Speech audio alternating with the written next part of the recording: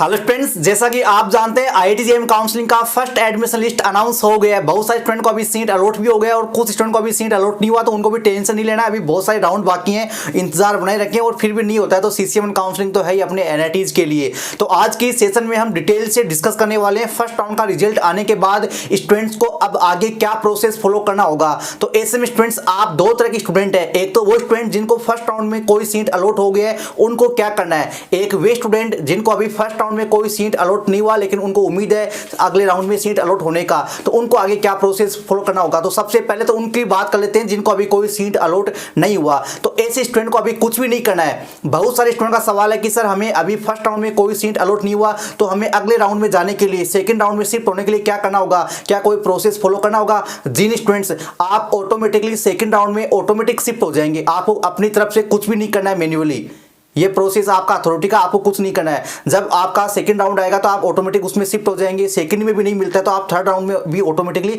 Shift हो जाएंगे। तो आपको अपनी तरफ से कुछ नहीं करना जब तक आपको कोई सीट अलॉट ना हो जाए। अब बात करते हैं उन स्टूडेंट्स के लिए जिनको अभी कोई ना कोई सीट अलॉट हो गया है आईआईटी जेईई काउंसलिंग के फर्स्ट एडमिशन लिस्ट में। तो ऐसे स्टूडेंट के पास इस तरह का जो है पोर्टल शो कर रहा है, मेन पेज आपका लॉगिन करने के बाद जॉब पोर्टल पे।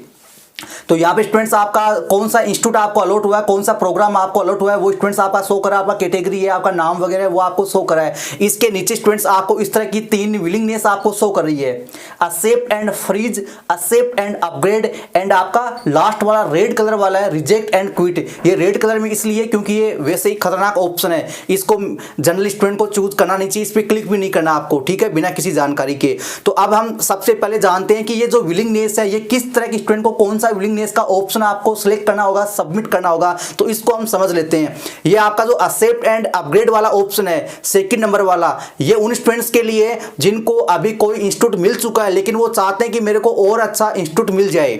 सबसे पहले हम किसकी बात करें, सेकंड वाले ऑप्शन की, एक्सेप्ट एंड अपग्रेड। ये किस स्टूडेंट के लिए जो अभी और इंस्टीट्यूट को अपग्रेड करना चाहते हैं, जो इंस्टीट्यूट मिला है या कोई सीट मिली हुई है उसको अभी अपग्रेड करना चाहते हैं हायर चॉइस में से।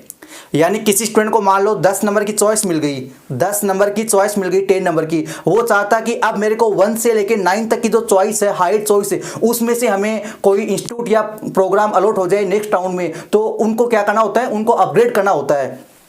किसी स्टूडेंट को आईआईटी भिलाई मिल गई, वो चाहता है कि मेरे को आईआईटी जोधपुर मिल जाए, मेरे को आईआईटी पटना मिल जाए, या मेरे को आईएसएम धनबाद या अदर और टॉप आईआईटी मिल जाए। तो ऐसे स्टूडेंट को क्या करना होगा, अभी अपग्रेड करना होगा, एक्सेप्ट एंड अपग्रेड करना होगा। किसी स्टूडेंट को मान लो आईआईटी गुवाहाटी मिल गया या उनको रुड़की मिल गया, वो चाहता है कि मेरे को बॉम्बे मिल जाए, बॉम्बे के लिए वेट करना चाहते हैं, उन स्टूडेंट को क्या करना होगा, एक्सेप्ट एंड अपग्रेड करना होगा। तो ये स्टूडेंट्स आपका डाउट क्लियर हो गया। एक्सेप्ट एंड अपग्रेड किसको करना है, जिनको अभी कोई सीट अलॉट हो गई लेकिन वो चाहते हैं कि नेक्स्ट राउंड में या अगले किसी भी राउंड में मेरे को और अच्छा इंस्टीट्यूट मिल जाए, हायर चॉइस मिल जाए, अभी उनको फर्स्ट चॉइस नहीं मिली है। तो ऐसे स्टूडेंट को क्या करना होगा, एक्सेप्ट एंड अपग्रेड करना होगा। अब एक्सेप्ट एंड अपग्रेड करने के रिगार्डिंग भी स्टूडेंट के डाउट होते हैं, क्या सर हम जब एक्सेप्ट एंड अपग्रेड करेंगे तो हमें सीट बुकिंग फीस पे करनी होगी। जी हाँ स्टूडेंट्स, चाहे आप एक्सेप्ट एंड अपग्रेड करो, चाहे आप एक्सेप्ट एंड फ्रीज करो, आपको सीट बुकिंग फीस पे करनी ही होगी।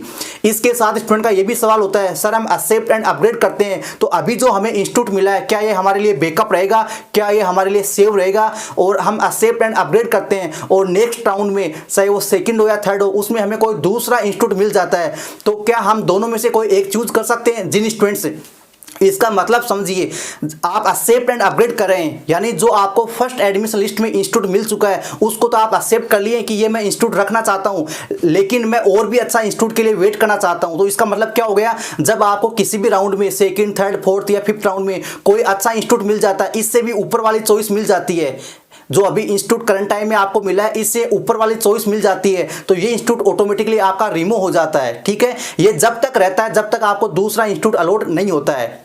ठीक है, कोई स्टूडेंट ऐसा है जिसको मान लो फर्स्ट एडमिशन लिस्ट में कोई सीट अलॉट हो गया लेकिन उसको फिर आगे वाले किसी भी राउंड में सीट अलॉट नहीं हुआ, तो लास्ट में जाके इसी से आपका ऑफर लेटर आ जाएगा।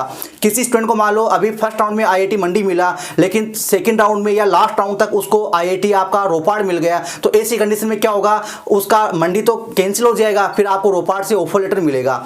इसके बाद स्टूडेंट्स आपका सेकंड जो ऑप्शन है ये तो आपका क्लियर हो गया। हम ऊपर वाले फर्स्ट ऑप्शन की बात करते हैं, एक्सेप्ट एंड फ्रीज।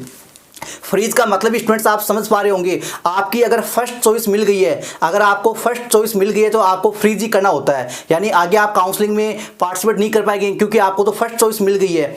इसके साथ ही उन स्टूडेंट्स के लिए भी ये ऑप्शन है, मान लो किसी स्टूडेंट को फर्स्ट उसकी पसंद मिल गई, वो चाहता है कि मेरे को तो अभी जो सीट अलॉट हुई है ना फर्स्ट राउंड में, इसी में एडमिशन लेना है, आगे का काउंसलिंग मेरे को करना ही नहीं है, अभी जो सीट मिल गई है उससे मैं बिल्कुल खुश हूँ, इसी सीट पर मेरे को एडमिशन लेना है। तो ऐसी कंडीशन में स्टूडेंट्स आपको क्या करना होगा, एक्सेप्ट एंड फ्रीज करना होगा।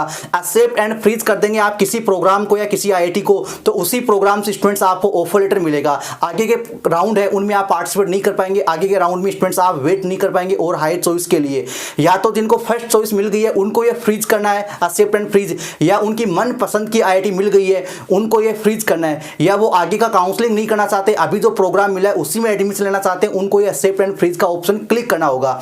और ये जब भी आप विलिंगनेस सबमिट करेंगे तो उसके बाद स्टूडेंट्स आपको ओटीपी वेरीफाई करना होगा, उसके बाद में स्टूडेंट्स आपकी विलिंगनेस सबमिट होगी कंप्लीटली। ठीक है, पहले आपको इस पे क्लिक करना है, उसके बाद ओटीपी आएगा, उसके बाद में स्टूडेंट्स आपको सबमिट करना है। इसे क्लिक करने से केवल आपका ये सबमिट नहीं होगा। इसके बाद स्टूडेंट्स आपका जो लास्ट वाला है डेंजर वाला ऑप्शन, जिसको मैंने बोला था पहले भी आपको रेड कलर में, ये रिजेक्ट एंड क्विट, ये किसके लिए, ये बहुत कम स्टूडेंट्स ऐसे होते हैं जो इस ऑप्शन को सिलेक्ट करते हैं। ये उनके लिए जो काउंसलिंग से बाहर होना चाहते हैं, जो स्टूडेंट्स गलती से काउंसलिंग में आ गए या उनको और कोई इंस्टीट्यूट मिल गया, आईआईएससी बेंगलुरु या अदर कोई इंस्टीट्यूट मिल गया है, या आईआईटी में वो एडमिशन लेना ही नहीं चाहते किसी रीज़न से, कई भी रीज़न हो सकते हैं स्टूडेंट के साथ, तो ऐसे में स्टूडेंट्स उनको रिजेक्ट एंड क्विट करना होता है। ध्यान दीजिए, फिर से सुन लीजिए, अगर आप इस ऑप्शन को सिलेक्ट कर लेंगे रिजेक्ट एंड क्विट को, तो स्टूडेंट्स आप पूरे काउंसलिंग से बाहर हो जाएंगे और अभी जो आपको सीट अलॉट हुआ है वो भी आपका कैंसिल हो जाएगा। यानी काउंसलिंग से बाहर होने के लिए, अपना जो इंस्टीट्यूट है उसको रिजेक्ट करने के लिए, अपना जो प्रोग्राम या सीट मिली है उसको रिजेक्ट करने के लिए होता है, और रिजेक्ट भी हो जाएगा और काउंसलिंग से आप बाहर भी हो जाएंगे।